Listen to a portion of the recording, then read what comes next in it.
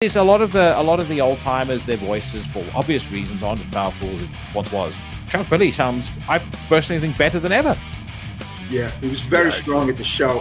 Hill, I wanted to say, like, would you agree in the late 80s, it was far more, like, difficult to be a guitarist and be on a record pre-digital than it is today? I mean, there was probably very little to no, well, cheating back then with any kind of report. Yeah, especially like in thrash, you know what I mean? Like the right hand, like that palm muting tightness, like you can't fake that. That's like, especially then, like you can't punch in like you can now with like Pro Tools sessions. You know what I mean? You can't like mix and match, reamp and do all this other crazy stuff. And then the solos too. It's like, like these, like you were saying, these kids, or some of these guys are like in their high school and they're playing on that level, this virtuoso level, rhythm and lead.